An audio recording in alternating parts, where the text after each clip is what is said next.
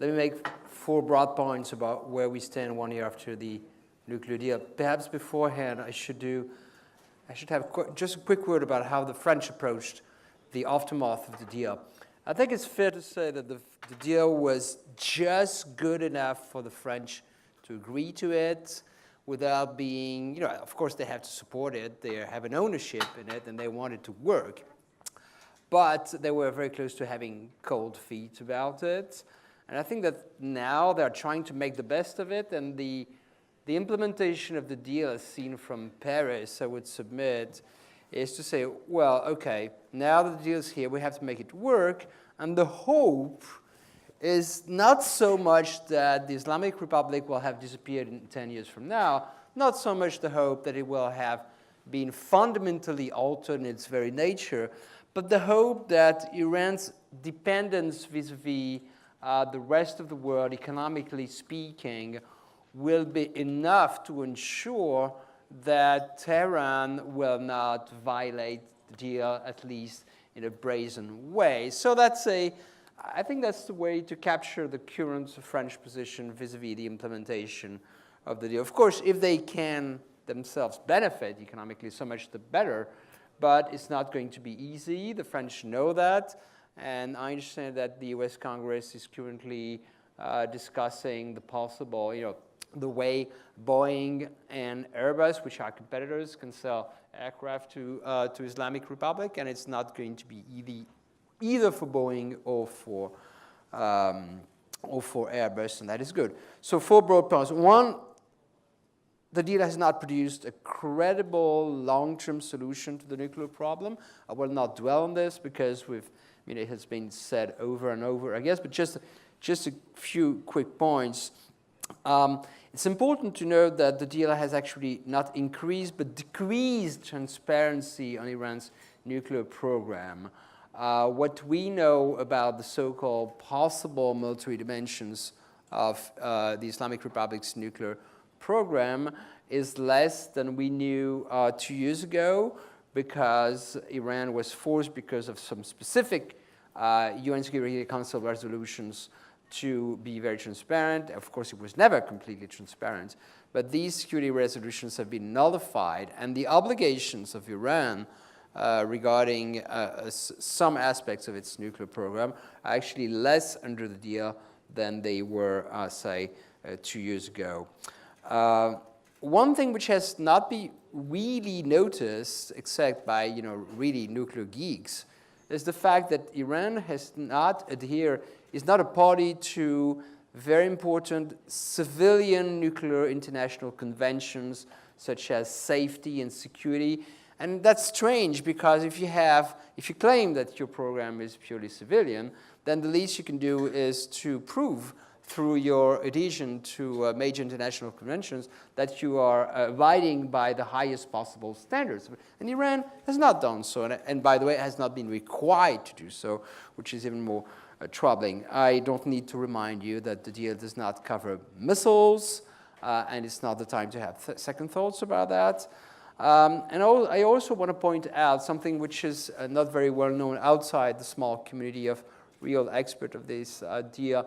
The deal created a special procurement channel to ensure that Iran's legitimate nuclear acquisitions for its legitimate civilian nuclear program would be done openly and according to certain procedures. Guess what? That special procurement channel has not yet been used once, I believe. That's, again, another reason to be. Let's say that all those of us who had grave doubts about this deal, have additional reasons 1 year after to have doubts.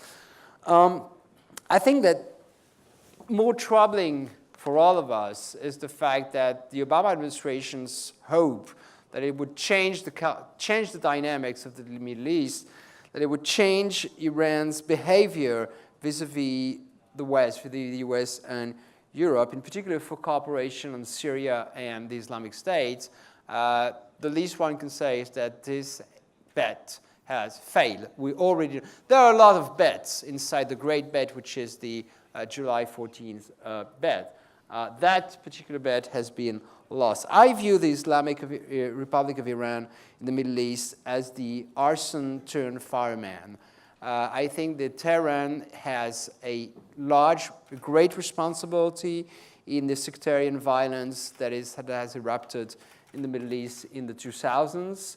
And just as, I don't want to draw the comparison too far, but just as the Soviet Union was largely responsible for the outbreak of World War II because of the Soviet-German pact, I would say, and then later became, wanted to be recognized as the great victor of the war. Now we have an Iran which presents itself as a leader in the fight against Daesh, whereas it is, in fact, in particular, due to its support of the Nouri al-Maliki regime in Iraq, largely responsible, I would argue, for the sectarian violence and also the rise of Daesh. It has helped immensely the prospects of survival of Bashar al-Assad, of the murderous regime of Bashar al-Assad, when Damascus was really in trouble a year ago, or more than a year ago, during the spring of 2015. It called for help to two capitals. One was Moscow, the other was Tehran, and they both said yes. I don't need to tell this audience that in Syria, the West and the Islamic Republic have fundamentally different interests. I don't think that the Islamic Republic can afford to drop the regime. Just like Russia, it can afford to do without the person of Bashar al-Assad. But I don't think that whoever comes next will be more amenable to our own interests. My third point will be very brief because it has already been discussed in the previous panel. The nuclear deal has had zero effect on the Iranian support for terrorism in the region.